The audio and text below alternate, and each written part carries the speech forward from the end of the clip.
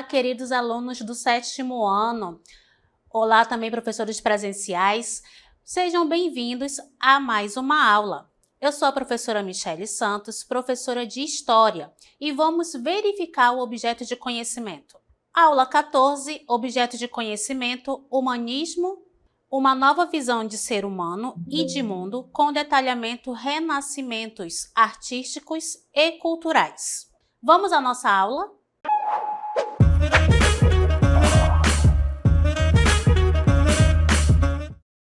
Queridos, estão preparados para uma imersão na história? Hoje vamos ali passear por movimentos culturais e artísticos do Renascimento. Estamos verificando que o Renascimento é uma forma de renascer. Então, esse Renascimento ele vai buscar ali inspirações em outras culturas e terá também ali características que vão ser agregadas a esse resgate cultural que vai ser feito aí das sociedades clássicas, como Grécia e Roma. Então vamos verificar aí renascimento artístico. Período século XIV a XVI, mas sabemos que tem aí a probabilidade de chegar até o século XVII, visto que esses movimentos artísticos, né, e o Renascimento está inserido nele, ele vai ter uma permanência maior e vamos verificar que esse Renascimento chegou até os nossos dias. Vocês observem aí no decorrer da nossa aula. Arte renascentista, o que nós vamos observar também? Mudanças na pintura, arquitetura e música. E vai ter ali o contexto de transição do feudalismo para o capitalismo. Nesse momento, nós vamos observar aí a questão do desenvolvimento das cidades por conta do renascimento comercial. Durante o feudalismo, nós verificamos que houve ali uma estagnação do comércio, ou seja, o comércio ele não era dinâmico, até porque haviam os feudos e nesses feudos havia a prática da economia de subsistência. Que seria o que, professora, essa economia de subsistência? Tudo que eles necessitavam, eles produziam. Então, isso vai fazer com que o comércio ele não fosse tão dinâmico. Com o passar do tempo e com as crises que ocorreram, que favoreceram ali a crise do feudalismo, nós vamos ver aí o desenvolvimento das cidades e também a ascensão de um grupo social que nós vamos conhecer como burguesia, que justamente vai trabalhar ali o comércio e vai desenvolver este comércio. Tudo isso está interligado nesse movimento cultural que estamos conhecendo hoje, que é o Renascimento, certo? Então, outras características desse renascimento artístico, vamos observar aí.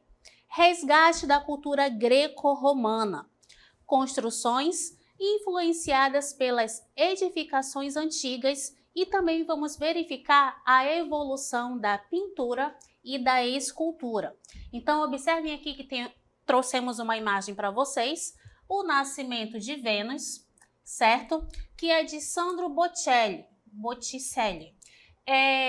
Este artista, né, Sandro Botticelli, ele estava ali associado com outro artista renascentista que era o Petrarca.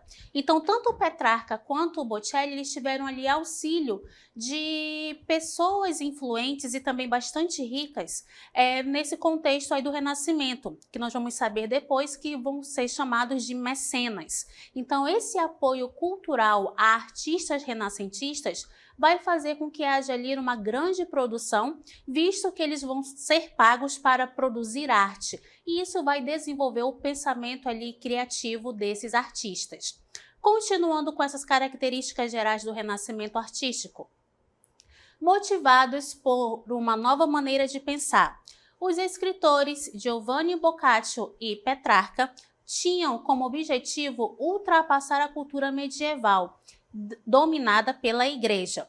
Vai ter aí uma reformulação de toda a arte, arquitetura, filosofia e música da época na Europa e por todo o mundo. Então, observem só, Giovanni Boccaccio e Petrarca, eles vão estar ali vão produzir obras que vai contrastar, né, a cultura medieval, que é aquela cultura ali teocêntrica, né, em que tem ali a presença justamente de Deus sendo o centro de tudo.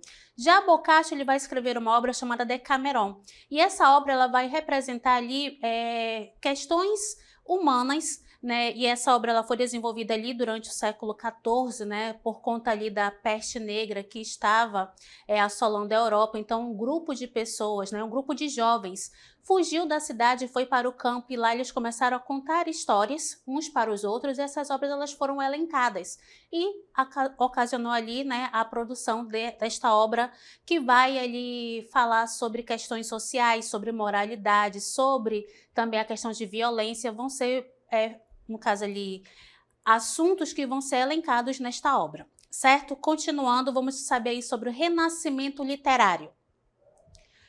Formação da literatura moderna. Uso de técnicas como soneto. Professor, o que é soneto? É um estilo de poesia em que eles acabam estruturando a poesia em 14 versos. Eu tenho a sátira. O que seria a sátira, né? Seria ali a questão da ironia, né? A questão ali de você questionar o que está acontecendo. E também o diálogo, que no caso são conversas, né? Isso vão ser técnicas utilizadas nesse renascimento literário. Quais serão os temas abordados por esse renascimento, professora? O amor, a natureza e a religião. Observem que, mesmo tendo a questão do renascimento valorizando a figura do homem, a religiosidade ela não vai ser colocada de lado, ela vai ser envolvida nesses movimentos do renascimento. O renascimento literário também vai incentivar a criação de bibliotecas e universidades. Sabemos que nesses locais há ali a produção do conhecimento e também a questão de você se interagir, né, se integrar com outras obras que não fazem parte do seu conhecimento inicial. Então, esses locais vão servir ali, né, para poder expandir o renascimento também. Entre os principais escritores renascentistas, nós temos William Shakespeare, Miguel de Cervantes, Dante Alighieri e Francesco Petrarca, né? São aí os nomes principais do renascimento literário. Vamos conhecer aí características de William Shakespeare. William Shakespeare, ele é inglês, nasceu em 1564 e morreu em 1616. É dramaturgo e poeta inglês, quer dizer, ele foi, né, dramaturgo e poeta inglês. Suas obras abordam conflitos humanos nas mais diversas dimensões, sejam elas pessoais, sociais e políticas. Principais obras de Shakespeare: Romeu e Julieta, Hamlet e Macbeth. Então, em relação às obras de Shakespeare, né? Acho que alguns de vocês já devem ter ouvido falar de Romeu e Julieta, né? Aquele amor impossível por conta das questões familiares, das famílias serem rivais. E mesmo não tendo ouvido, né, o termo Romeu e Julieta, eu penso que vocês já ouviram alguma história parecida, uma novela, um filme que vai retratar essa questão de amor impossível por conta das famílias serem rivais ou inimigas. Isso mostra, né, que as obras renascentistas elas influenciam também na nossa realidade. E vamos verificar que vários autores, né, vão reescrever esse título, né, de Romeu e Julieta, assim como também Hamlet, que representa ali a questão mais de guerreiras, né, de guerreiros, e também Macbeth, que vai falar sobre questões políticas. Então, essas obras de Shakespeare, elas vão trazer essa questão do drama, a questão também da complexidade dos personagens, e isso tudo vai estar ali sendo características apreciadas por outros escritores, ok? Vamos conhecer agora Miguel de Cervantes. Nasceu em 1547 e morre também no ano de 1616. Foi escritor, dramaturgo e poeta espanhol, precursor do realismo espanhol. E ele vai ser o autor, né, de Dom Quixote, que é uma crítica contundente da cavalaria medieval. Então, o Miguel de Cervantes ele participou de alguns movimentos e alguns levantes militares, dentre ele a Guerra de Lepato, ou Levante de Lepato. Esse levante ele foi ali um momento em que os espanhóis estavam tentando proteger o território dos muçulmanos que estavam invadindo a região ali do Mar Mediterrâneo. Então, por conta dessas rotas comerciais que estavam sendo ameaçadas, Miguel de Cervantes participou desse levante. E aí ele começa a escrever a obra, né, baseado na experiência que ele teve por ele ter sido exilado por conta de questões políticas em que ele estava envolvido, e quando ele foi exilado, ele foi expulso da sua cidade. Então, esse momento ocasionou ali uma grande dor e sofrimento para Cervantes. E é nesse contexto que ele vai escrever a obra de Dom Quixote, ok? Continuando, vamos aí para observar e conhecer Dante Alighieri. Nasceu em 1265 e morre em 1321. Poeta italiano da literatura medieval. Autor do poema épico chamado A Divina Comédia. Relata sua viagem imaginária ao inferno, purgatório e paraíso, encontrando mortos ilustres do passado ou de sua época, discutindo fé e razão, religião e ciência, amor e paixões. Então, observa só aqui, ó, eu tenho aí a dualidade do Renascimento, né? Teocentrismo e antropocentrismo. Quando se fala aí de fé e razão, fé, teocentrismo, Idade Média, pensamento medieval. Já a razão, eu tenho aí o antropocentrismo, né, a valorização ali da racionalidade. Então, essa dualidade vai estar presente nas obras literárias de Dante Alighieri, certo? Outra situação que ele fala aí é em relação ao amor e à paixão, né? Sabemos que o amor, ele deve ser racional. Já a paixão, ela é mais ali a questão do momento, né? E acaba não observando as consequências.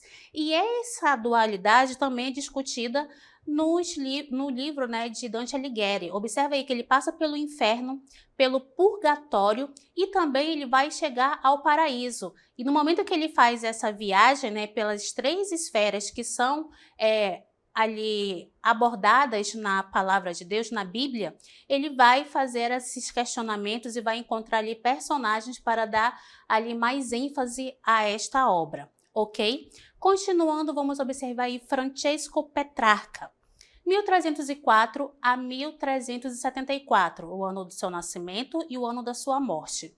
Precursor do Renascimento italiano e fundador do humanismo. Poeta, orador e escritor italiano. A obra que Petrarco escreve é Cancioneiro e o Triunfo, com temática amorosa, com crítica social e religiosa. Então, olha só, já ouvimos falar da palavra humanismo, mas vamos recordar, né? O que seria o humanismo? É justamente favorecer as questões que estão relacionadas ao ser humano. Lembrem sempre que o humanismo vem de ser humano, e o ser humano ele é dotado de inteligência, de raciocínio e também da questão da racionalidade.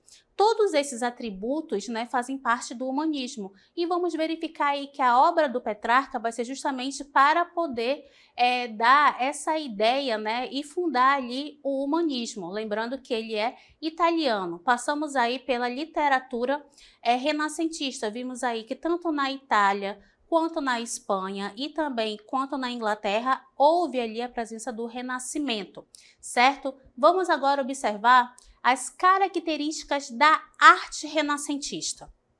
Observamos aí a busca pela perfeição.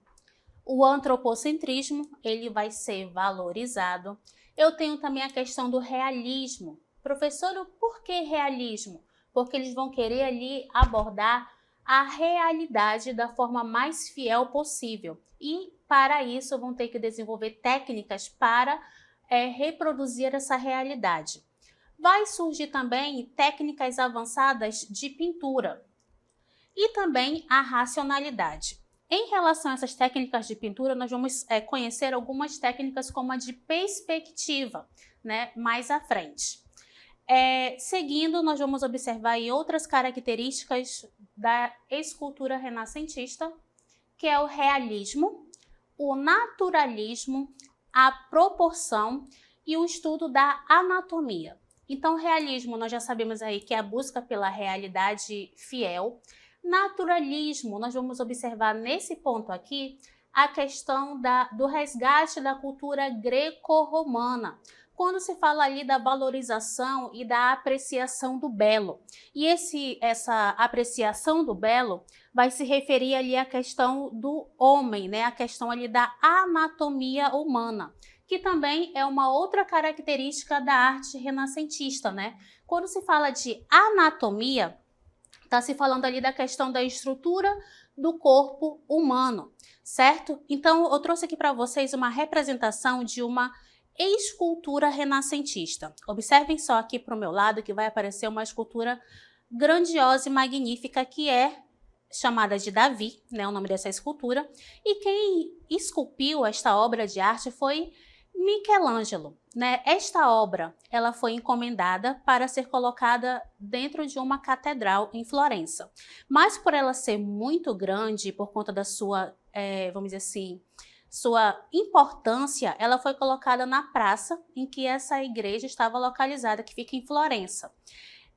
Há algumas características dessa peça, né? Observem que ele está um pouco tensionado, né, para um lado. Isso mostra uma posição de batalha que Davi poderia estar ali tentando enfrentar.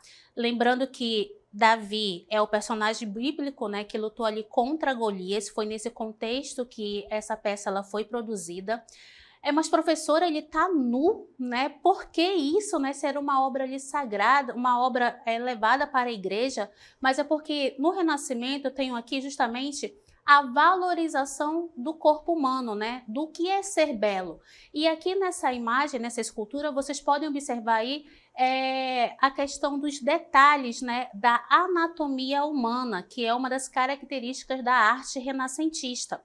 Além disso, né, a outra curiosidade também sobre essa obra, ela é feita em mármore branco, e esse mármore branco ele foi desprezado por outro artista, né? Esse material ele era bastante utilizado em obras, na escultura, né, tanto o mármore quanto o bronze, como também terracota e madeira, eram materiais bastante utilizados na prática da escultura.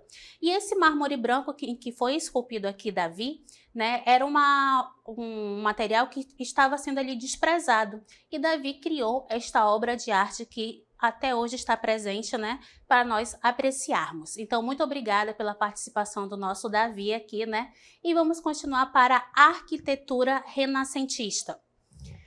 A arquitetura renascentista, eu tenho o uso de cálculos matemáticos, noção de espaço, uso da simetria, uso de arcos de voltas perfeitas. Observem aqui na imagem que nós temos aqui as abóbodas, né? A abóboda do Domus de Florença. Então, a abóboda é isso aqui, ó. Essa cúpula, né? E observem aí que nós temos o uso da simetria, nós temos também o uso de arcos, né, de voltas perfeitas. Geralmente, né, as artes renascentistas, elas usam as formas geométricas para poder dar ali uma certa simetria para as suas obras, certo? E observem também a noção de espaço, né? Ela foi ali construída nos mínimos detalhes e por isso aqui o uso de cálculos matemáticos para poder verificar aí a questão da simetria e também a noção de espaço. Então, tudo está relacionado. Vamos conhecer outros artistas, né, renascentistas. Tenho o primeiro aqui, deixa eu só confirmar aqui a pronúncia dele, tá? É Brunelleschi. Esse arquiteto, ele fez, né, a cúpula da Catedral de Santa Maria del Fiore, o Duomo, e a Basílica de São Lourenço. Della Porta, ele fez a fachada da Igreja de Gesù, em Roma. Sansovino, ele vai participar, né, e ele vai ali idealizar Palazzo della Canto Grande, em 1533, Villa Borgiana e Villa Capra, e Vignola, a fachada de São Petrônio em Bolonha, Villa Giulia. Queridos, não observem aí o meu italiano porque eu estou um pouco enferrujada, tá? Mas esses aí são arquitetos renascentistas e eles eram italianos. Vamos observar algumas dessas obras, né, que eles acabaram ali desenvolvendo. Temos aqui a fachada da Basílica de São Petrônio, que foi feita por Vignola. Abaixo, eu tenho aqui, nessa imagem aqui, ó, a vista aérea da Basílica de São Lourenço, feita por Brunelleschi. E aqui, na última imagem que vocês estão vendo, a Villa Capra della Rotonda, em Vicenza, que foi feita por Palladio. Então, essas obras, né, elas eram, né, fachadas de igrejas, as basílicas, e verificamos também aí a questão de como se fosse uma vila, né, como se fosse uma casa, feita por esses arquitetos renascentistas. Agora, olhem só para essa pintura renascentista aqui. Observem aqui que vai aparecer ao meu lado, né? Eu tenho aqui justamente a técnica de perspectiva, que é justamente uma das técnicas adotadas pelos renascentistas. Observem aí que eu tenho o jogo de sombra, né? E para poder fazer aí a questão de profundidade. De acordo com essa imagem que vocês estão vendo aqui, ó, eu tenho aqui como se fosse uma sala e eu tenho aí a disposição dos móveis. Esses móveis, né, eles foram desenhados em um papel mesmo, só que o jogo de sombra e de cores vai fazer com que haja ali uma certa profundidade, como se fosse ali uma imagem em 3D. Então, observem aí que isso é uma característica renascentista e que ela foi sendo levada para futuras gerações, né? Então, a técnica de perspectiva, pinturas mais reais e vivas. Eu tenho técnicas de luz e sombra para dar profundidade e volume na obra, e também eu tenho o uso de tinta à base de óleo. Mas por que se utilizava essa tinta à base de óleo? Porque ela é mais resistente contra a ação do tempo, então ela vai fixar melhor e vai dar ali também uma ideia de cores mais vivas, ok? E esses pintores renascentistas, eles contavam ali também com o apoio de benfeitores. Quem eram esses benfeitores desses pintores renascentistas? Os mecenas. Observem aí, né?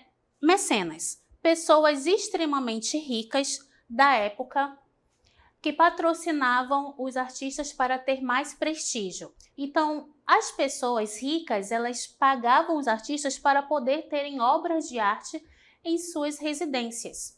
Várias obras famosas deste período surgiram por conta da atividade comercial dos mecenas. Esse termo mecenas vem justamente de um benfeitor romano chamado Caio Mecenas, que beneficiou ali artistas, né, romanos lá no século I, como Virgílio, por exemplo. Já dentro do contexto do Renascimento, esses mecenas eles vão ali aproveitar a situação, né, para investir nesses artistas, que vai ter ali o reconhecimento para que eles pudessem desenvolver suas obras.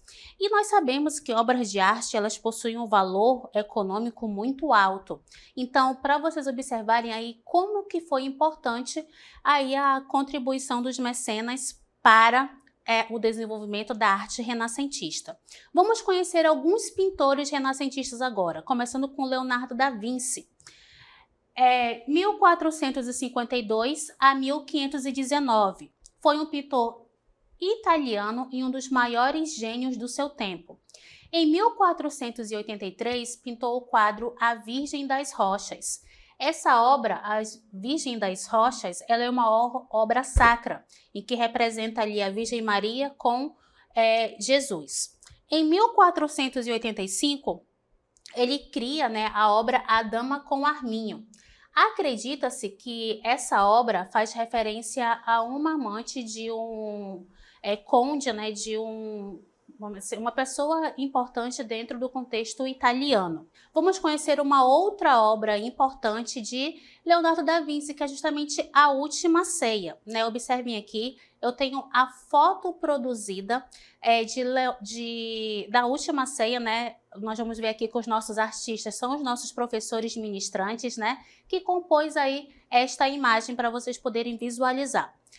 Em 1495, Leonardo da Vinci deu início aos preparativos para pintar A Última Ceia.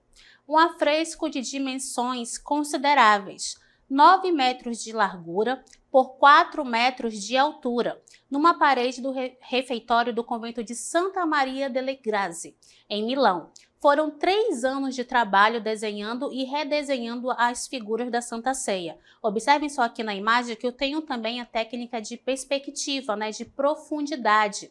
Outra obra também do Leonardo da Vinci que nós trouxemos para vocês é Mona Lisa, né, ou Gioconda, como alguns também a conhecem. Essa obra da Mona Lisa, né, quer dizer uma contração, né, de Madonna. Mona é a contração de Madonna, significa senhora ou madame, conhecida como a Gioconda, que pode significar mulher alegre ou esposa de Giocondo. Acredita-se que a mulher retratada seja Lisa, por isso Mona, que quer dizer Madonna, e Lisa, né?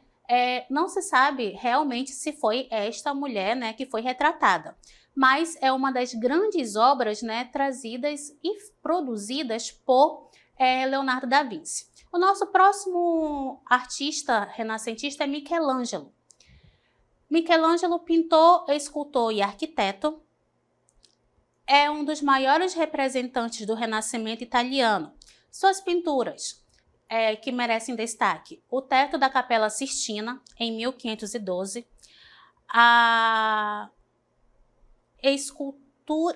e as esculturas A Madonna da Escada, em 1492, Pietà, 1499, Davi, 1501, e em 1534 ele foi nomeado pelo Papa Paulo III como arquiteto, escultor e pintor oficial do Vaticano e fixou residência em Roma. Então, observem aí que Michelangelo ele teve ali várias obras, né? Inclusive, nós observamos há pouco, né, a questão da escultura feita por Michelangelo, né? Então, ele também era um artista ali bastante versátil.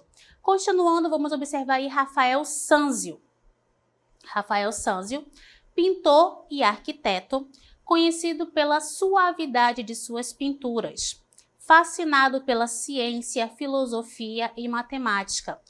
Obras de Rafael Sanzio: temos o Casamento da Virgem, Autorretrato, A Bela Jardineira e a Escola de Atenas. Então, aqui nessa imagem, né, vocês podem observar a Escola de Atenas, né, a pintura de Rafael Sanzio, que representa ali a reunião de várias pessoas ilustres para poder discutir, né, a filosofia, a ciência, né, os problemas sociais da época. É isso que está querendo retratar aqui esta pintura de Rafael Sanzio. Continuando, nós temos aí Sandro Botticelli, em 1445 e morreu em 1510. É pintor e desenhista renascentista italiano, reconhecido e aclamado na Itália. Seus serviços foram dedicados para a família Médici. Professora, como assim família Médici? Lembram dos mecenas? Então, a família Médici foi uma das famílias que mais investiu na questão de patrocínio aos artistas renascentistas. Então, eles também são, né, grandes mecenas nesse contexto do Renascimento. As principais obras do Sandro Botticelli: A Primavera, O Nascimento de Vênus e A Adoração dos Magos. Então, aqui vocês estão observando, né, a pintura A Primavera de Sandro Botticelli, né, que ele vai aí mostrar justamente a questão, né, de renascer, a questão do renascimento, a questão ali também de ter grande contribuição da primavera como forma de renascimento. Então, queridos, esta foi a nossa aula sobre renascimento e até a próxima!